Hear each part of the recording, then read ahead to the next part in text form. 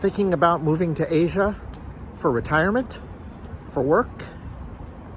Be sure to pack plenty of headache medicine, because you're going to need it.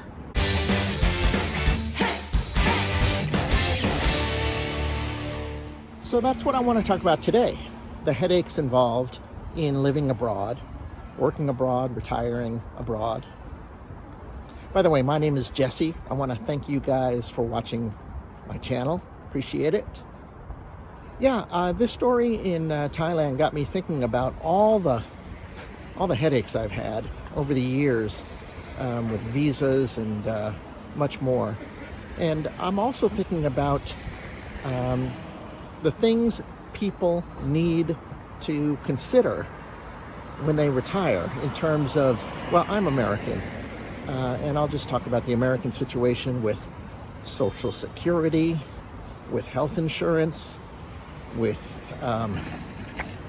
being sure that they don't turn off the bank accounts in your own home country. All these are real things and things that you need to really think hard about before making a decision. When I first came to work in China in 2004, things were so lax, so easy. I took this 30-day TEFL class, how to teach English to foreign language learners, in Wuhan of Guangdong province. Hold on. And they offered me a job at the attached school. Did the paperwork in like one day, went down to an office with the school people, HR people, and got it done. Later, I transferred to another job. I wanted to try living in Shanghai, so took a train up to Shanghai, interviewed, got the job, paperwork was transferred, seamlessly. Leap forward, a number of years, and everything changed.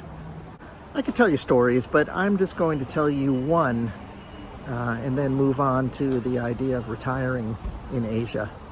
But this one had to do with teaching credentials. And at some point, I think it was maybe around the year 2012, China decided to get real about getting qualified teachers here in China. In the past, they pretty much let anybody teach. I always said that the reason I got a job in China is because when I opened up my mouth, English words came out. And to a large extent, that was true. But later, they started really checking, do you really have a degree? At many schools, they want a master's degree. And then came the question of all the people lying. Oh yeah, sure. And, just having fake resumes.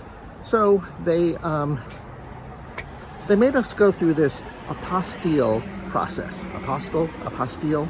This is where your government has to authenticate that you really do have whatever document. In this case, my diploma is from my university saying I have a master's degree. A lot of the details are fuzzy because it was a terrible time in my life, but I remember I had to go to my university and have someone in the, records department officially say, yes, I have a degree from this university. And it had to be notarized.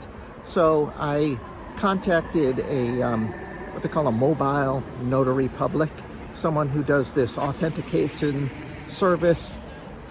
They met me at the university, went into the office, went through the paperwork, did that. It was just a colossal amount of paperwork. When I got to my university in China, I found out that I had it so easy. I had a colleague, and get this, I may have some of this detail wrong, but the gist of it is true. He was born in Canada, but he got his undergrad in England, and I think his master's and PhD in the US at 2 different schools.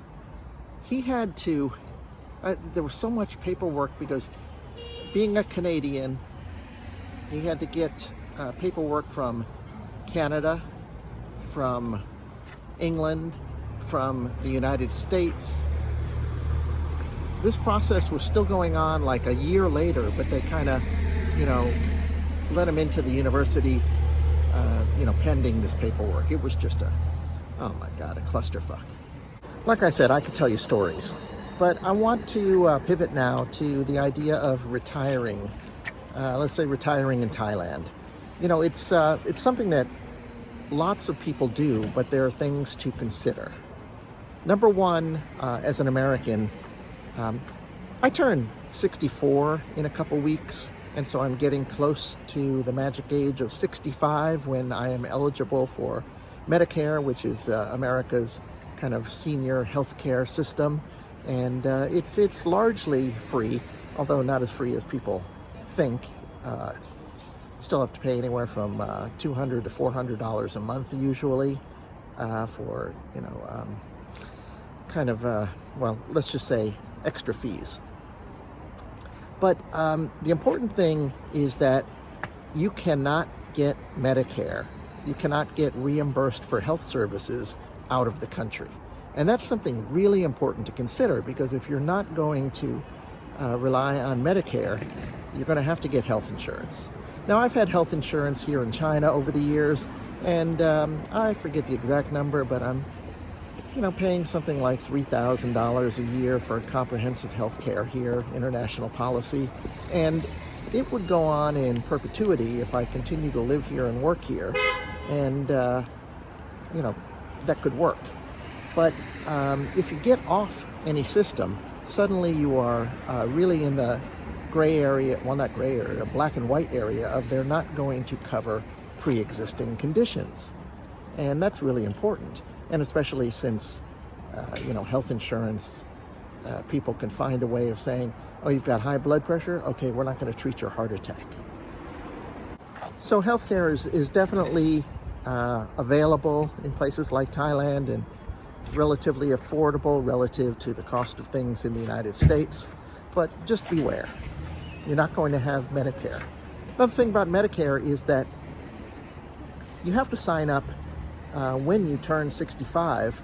Otherwise, the longer you wait, you can't just be in Thailand and then you turn 70 and go home and think that you're on Medicare or can sign up for Medicare. They're going to charge you all kinds of penalties for the 5 years or so that you weren't signed up and paying into the system. In terms of our Social Security, the money that Americans get in retirement, there's something that I think a lot of young people who work and retire abroad, they don't always think about.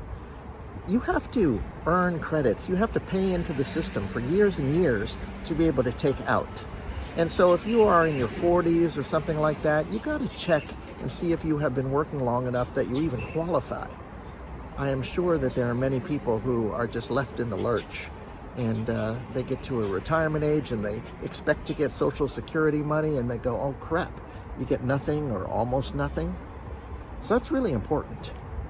Another thing is, are you going to be able to get it in your foreign country? I mean, the basic answer in almost every country, there are exceptions, is yes, you can. But, take the Thailand situation with the banks. You never know in a foreign country what's going to happen, whether they're going to change rules, like with the apostille system I talked about, with the credentials. You could be stuck. Not to go all alarmist and conspiracy theory, but there's talk that this ability to get Social Security directly deposited to your foreign bank is not guaranteed. In the future, they may crack down on it. It's just harder for the government to keep track of you, and you know how much they like to keep track of us. They don't know if you are still alive, if you're the person taking the money out of the bank. They may want to do it as a way to make it harder for people who are immigrants to go back to their country. It's kind of like, hey, you left America, you don't deserve to get our money, even though it's your money. And speaking of the government checking up on you, if you are disabled, if you're getting Social Security money through some medical disability program, that is something you definitely cannot get while you're abroad. So like I said, you have to consider a lot of factors when thinking about whether you can retire abroad, whether you want to retire abroad. For me personally, as I said, I'm going to be 64 soon. I get Medicare at 65, and that's when I'm planning to take my Social Security. So one thing that I want to make sure is that in this year, until I turn 65, I want to have a permanent residence in the United States. So I don't know how long I am going to live in Pittsburgh, Pennsylvania, where my house is, but I definitely am going to live there for the next year plus. Then reconsider, make another decision. And with that, I think it's a good place to end this video. I hope I've given you some food for thought if you are thinking about retiring abroad. And if you have any comments about your own personal experiences or what the obstacles are in your life in terms of retiring abroad, I'd love to hear them. Just drop them in the comments. Don't forget to like this video. And finally, if you haven't already subscribed to my channel, subscribe. All right, till next time, catch you later. Bye.